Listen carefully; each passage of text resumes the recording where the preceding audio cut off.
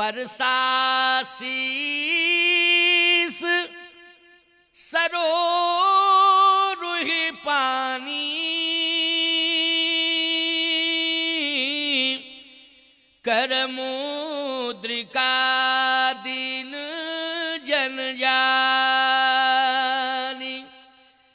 कर मुद्रिका दीन जन जानी। एक सज्जन कहने लगे लंका में क्या सोने की कमी थी, ये मुद्री देने की क्या जरूरत पड़ गई।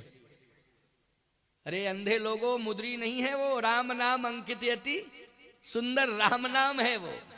अरे मुद्री होती तो उंगली में पहनी जाती हो, तो प्रभु मुद्रिका मेल मुख माही ओ जलदि लांग गयो अचरज नाही। ये राम नाम अंकित यति सुंदर राम नाम की मुद्रिका है ये, इसलिए राम नाम है। वस्तुता है क्या? राम नाम।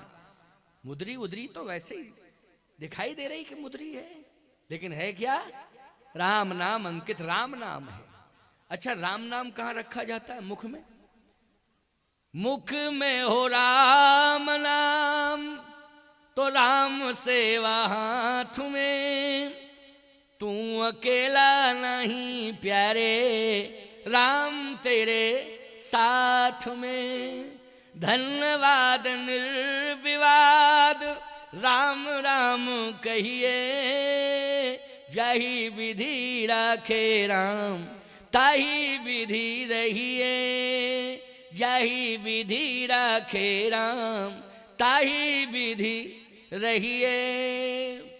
प्रभु मुद्रिका मेल मुख माही और जलदि लांग गयो अचरज नाही।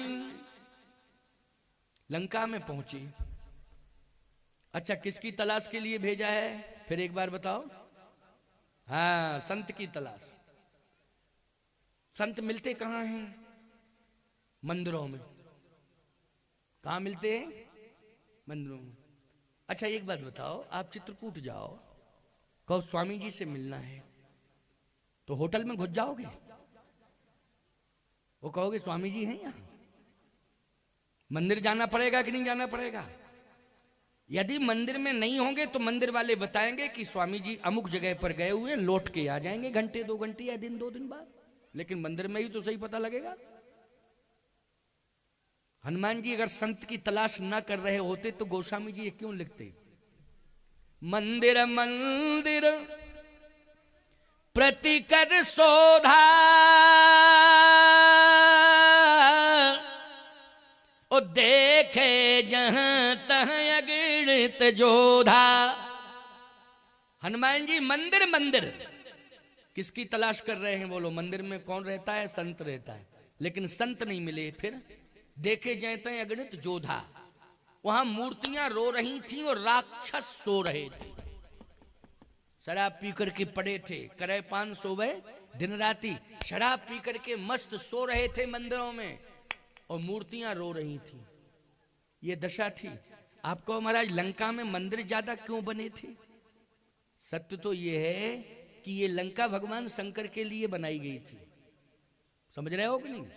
और जब शिव जी के लिए कोई धाम बनाया जा रहा हो तो वहां मंदिर बनेंगे कि नहीं बनेंगे? ज्यादा जल्दी बोलो, तीर्थों में क्या बनते? लेकिन भगवान शिव तो सबसे बड़े दानी, महादानी, इनसे बड़ा कोई दानी नहीं संसार में, इनसे बड़ा कोई दानी नहीं है। रावण ने कहा कि मैं ब्राह्मण हूं, चेला भले हूं, लेकिन ब्राह्मण हूं, हमें चाहिए तो केवल लंका चाहिए। ले जा, ले। पार्वती जी ने कहा फिर मतलब क्या निकला? शंकर जी बोले मतलब जब मुकद्दर में ही नहीं है भवन तो कैलाश है, चलो वहीं रहेंगे आराम से, चिंता करने की क्या जरूरत है। भगवान शिव के लिए लंका बनी थी। एक एक पॉइंट पर मंदिर है। लेकिन इन आतंकवादियों ने जब कब्जा किया, आपको मालूम है स्वर्ण मंदिर पर भिंडर वाले ने कब्जा किया था। सबसे बड़ा ऑपरेशन हुआ था पंजाब में कि नहीं हुआ था? किसके टाइम की बात है? जल्दी बोलो। इंदिरा गांधी प्राइम मिनिस्टर थी। पुरानी बात याद आ गई है। अलग से खालिस्तान की मांग कर रहा था भिंडर वाला। और उसने टारगेट बनाया था मंदिर को। बोलो बनाया था कि नहीं? स्वर्ण मंदिर को, स्वर्ण मंदिर को उसने टारगेट बना लिया, कब्जा कर लिया। बड़े बड़े हथियार, जखीरा हथियारों के सब इकट्ठे कर रखे थे। मैं आपसे पूछ रहा हूं, साधु था क्या भिंडरवाला? बोलो, साधु नहीं था, उसको तो आतंकवादी कहते हैं। जो हमारे देश को छांटना बांटना चाहता हो, ईमानदारी से बताओ, देश के टुकड़े टुकड़े करना चाहता हो, उसको साधु कहेंगे हम? उसको देशद्रोही कहेंगे। क्या कहेंगे? देशद्रोही। वो देशद्रोही था, साफ बोल रहा हूं, स्पष्ट। मैं पंजाब में जाके बोलता हूं, जब कभी भी मेरा लुधियाना, अमृतसर वगैरह में, होशियारपुर प्रवचन होता है, तो मैं अभी भी खुल के बोलता हूं। मैं डरता वरता नहीं हूं, मुझे कहने में कोई दिक्कत नहीं। जो देश को छांटने बांटने का संकल्प ले चुका हो, उसको हम साधु नहीं कह सकते हैं, उसको हम देशद्रोही कह सकते हैं। ऐसे देशद्रोही को निश्चित रूप से मृत्यु दंड देना चाहिए। अच्छा हुआ भिंडरवाले को मार दिया, नहीं तो आज स्थिति वो होती कि खालिस्तान बन गया होता। पंजाब पंजाब नहीं रहता, क्या बन गया होता? खालिस्तान। सावधान, राक्षस जो है कब्जा किए हुए हैं, सो रहे हैं मदिरा पान करके, मूर्तियां रो रही हैं। हनुमान जी ने कहा यह दशा है लंका की, ऐसा विषाक्त वातावरण, लेकिन विभीषण कहां है? विभीषण भी यही कंडीशन में होगा क्या कि कोई राक्षस उसको अपनी अंडर कस्टडी में लिए होगा, जहां रहता होगा? जब राक्षसों का कब्जा हर मंदिर पर हो गया, तो जिस मंदिर में विभीषण रहता होगा वहां भी कब्जा हो गया होगा। लेकिन नहीं, वहां पर राम नाम का पहरा लगा हुआ था। पहरेदार कौन था? राम नाम, स्वयं पहरेदार बन करके विभीषण की रक्षा कर रहा था। याद रखना, जाको राखे साइया मार सके ना, कोई बाल ना बांका कर सके, चाहे जो जग बैरी होए। राम नाम का पहरा लगा हुआ था। रामायुध अंकित ग्रहे, बोलो किसका पहरा लगा हुआ है? राम जी के धनुष बाण पहरेदार बन करके खड़े हैं। बोलो खड़े कि नहीं? रामायुध अंकित ग्रहे, शोभा बरनि न जाय, नव तुलसी का वृंद तह, देख हरस कपीराय। हनुमान जी प्रसन्न हो गए कि बस कंफर्म है कि यही स्थान संत विभीषण का है, क्योंकि यहां रक्षा करने में हमारे प्रभु राम के धनुष बाण है, रक्षा करने के लिए। अच्छा एक बात आपको बतावें, राम जी का धनुष बाण तो है ही है, लेकिन एक बाण और पहुंच गया है। जिम अमोघ रघुपति कर वाना, ताही भांत चले हनुमाना, ये भी बाण ही है हनुमान जी प्रसन्न हो गए।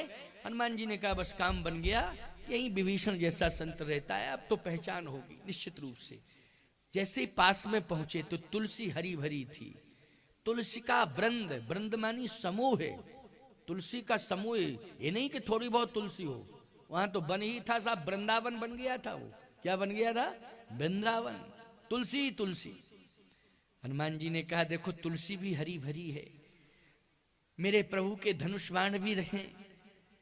थोड़ा सा आगे बढ़े तो दीवालों से आवाज आ रही थी, श्री राम जय राम जय जय राम, श्री राम जय राम जय जय राम। दीवालों से आवाज आ रही थी।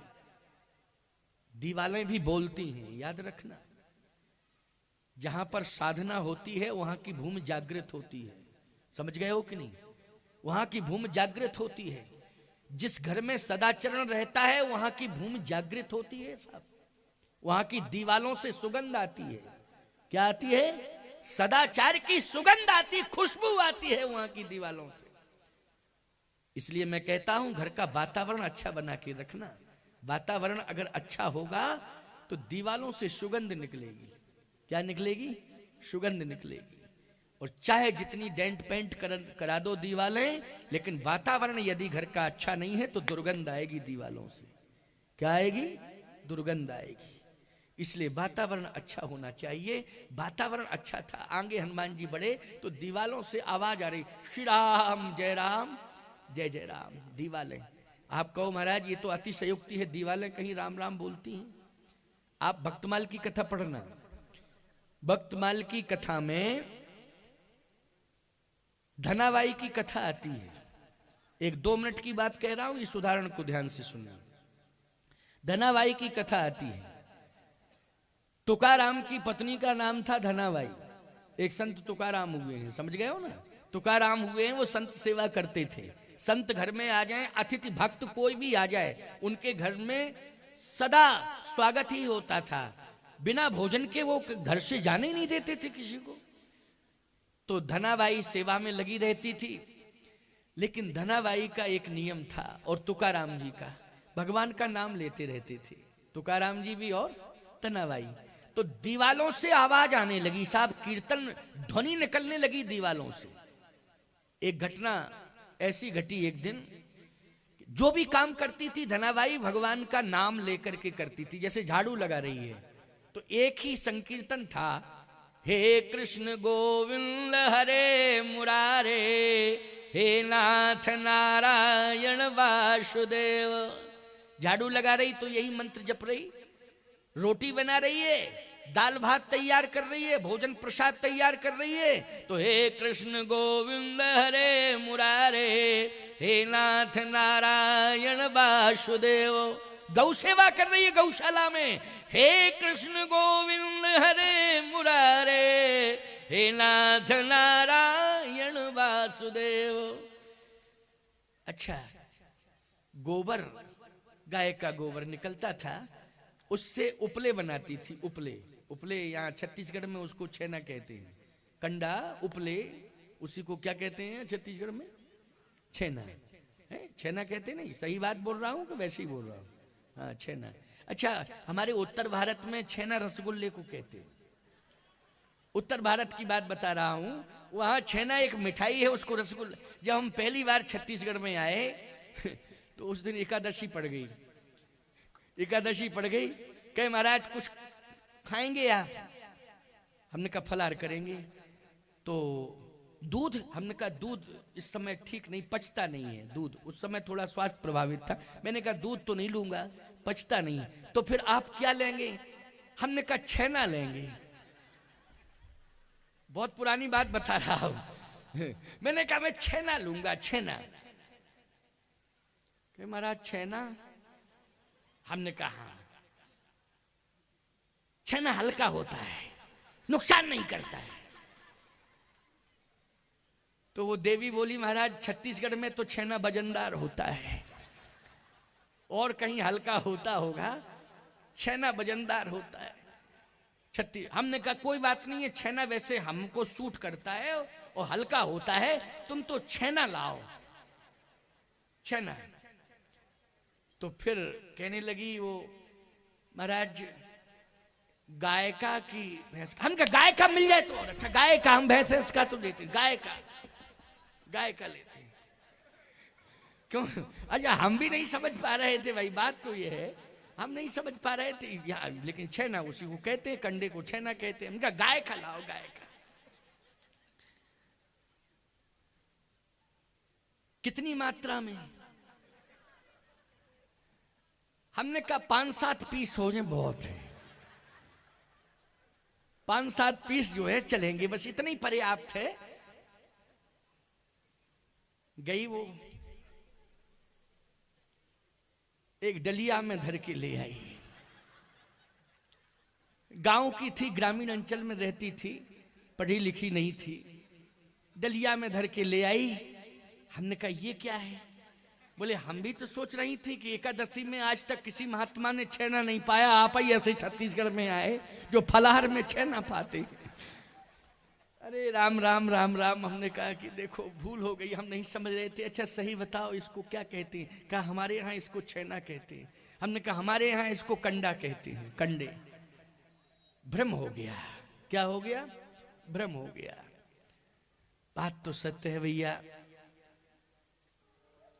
कभी कभी हो जाता है भ्रम। तुकाराम की पत्नी धनाबाई हे कृष्ण गोविंद हरे मुरारे, हे नाथ नारायण वासुदेवा कह करके कंडे छेने बनाती है, कंडे उपले बनाती है। एक दिन की बात, उससे हर वस्तु से प्रेम हो गया था, क्योंकि हर वस्तु में हे कृष्ण गोविंद हरे मुरारे भगवान का नाम शामिल है, इसलिए प्राणों से ज्यादा प्रिय थे। मोह के कारण नहीं, भगवान के नाम के कारण हर वस्तु से प्रेम करती थी। जल में भी वो हे कृष्ण गोविंद हरे मुरारे, गोविंद का वास है। हर वस्तु में किसका वास है? गोविंद का वास है। एक दिन की बात कि कंडे चोरी चले गए चोरी, कोई ले गया। अब उसने अन्न जल का त्याग कर दिया। तुकाराम आए, कहे क्या बात है, उदास क्यों बैठी है? कहा कि मैं अन्न जल ग्रहण नहीं करूंगी। क्यों? कंडे चोरी चले गए। अरे तो कंडे चोरी चले गए, सोना चांदी चोरी चला गया क्या? फालतू की बात करती है, भोजन कर। कहा नहीं, वो कंडे नहीं थे, वो कंडे नहीं थे, वो हमारी संपत्ति थी, जिसमें भगवान का नाम समाया हुआ हो। असली संपत्ति है वो कि नहीं? जल्दी बोलो। पायो जी मैंने राम रतन धन पायो, असली धन है। मीरा कहती है भाड़ में जाए वो खजाने की तिजोरी का सोना चांदी, हमें उससे कोई लेना देना नहीं है। पायो जी मैंने राम रतन धन, वस्तु अमोलक दी मेरे सदगुरु ने। यही तो धनाबाई कह रही है कि मेरे सदगुरु ने जो नाम दिया था, मैं उस नाम को हर वस्तु में समाहित कर चुकी हूं। इसलिए वो नाम धन सबसे बड़ा धन है, इससे बड़ा कोई धन नहीं है। हमारा गोविंद समाया हुआ है, गोविंद का नाम। तो कहे कोई वस्तु चली जाए उसकी पहचान है, अब कंडे में कंडे डाल दो। क्यों भाई, तो पहचान हो सकती है क्या? कंडे में कंडे डाल दिए, क्या पहचान? धनाबाई ने कहा कि मेरे कंडे बोलते हैं। मैंने क्या कहा? दीवाल बोलती। विभीषण जी की दीवाल बोल रही थी श्री राम जय राम। हनुमान जी ने स्वयं जाके सुना है कि दीवाल से आवाज आ रही है, श्री राम जय राम, श्री राम जय राम। धनाबाई ने कहा कि मेरे कंडे भी बोलते। याद रखना, भक्त का जो घर होता है, हर वस्तु से राम नाम की आवाज आती है, हर वस्तु से गोविंद नाम की आवाज आती है। जो भक्त का घर होता है, याद रखना, भक्त के रोम रोम से गोविंद नाम, राम नाम निकलता है, रोम से। तुकाराम जी ने कहा चलो हम ले चलते हैं मैदान में, जहां जहां कंडे रखे, फिर देखता हूं तेरे कंडे की क्या पहचान है। तुकाराम अपनी पत्नी को लेकर के गए धनाबाई को, और जिस समय कंडों का जहां ढेर लगा था, कहा पहचान कर तेरे कंडे, पहचान। कंडा उठाया, कान से लगाया और फिर रख दिया। कहा पागल हो गई तू, कंडा कान से लगा रही, कंडा बोलेगा कि हम तेरे कंडे हैं। आंखों में आंसू हैं, पहचान हो जाएगी, मेरे कंडे मुझे बता देंगे कि धनाबाई तेरे कंडे हैं। दूसरे ढेर के पास गई, फिर उसने कंडा उठाया, कान से लगाया, भक्तमाल की कथा है। तीसरे ढेर के पास गई, कंडा उठाया, कान से लगाया। चौथे ढेर के पास पहुंची और कंडा उठाया, कान से लगाया, तो कंडे से आवाज आ रही थी, हे कृष्ण गोविंद हरे मुरारे, हे नाथ नारायण वासुदेव। जितने भी कंडे चोरी गए थे, हर कंडे से आवाज आ रही थी, हे कृष्ण गोविंद हरे मुरारे, हे नाथ नारायण वासुदेव। उन कंडों को माथे से लगाती है और संभाल के रखती है। कहा ये मेरे कंडे नहीं हैं, ये मेरे नारायण हैं। क्या है? नारायण है। जड़ चेतन जग जीव जत सकल राम में जान, बंदो सबके पद कमल सदा जोर जुग पान। ऐसी निष्ठा जिसमें हो वही संत है। बोलो है कि नहीं? ऐसी निष्ठा, जड़ चेतन जग जीव जत सकल राम में जान, बंदो सबके पद कमल सदा जोर जुग पान, वही संत है। आज ऐसी निष्ठा विभीषण के यहाँ है कि दीवाल से भी राम राम राम राम राम राम की ध्वनि सुनाई दे रही है।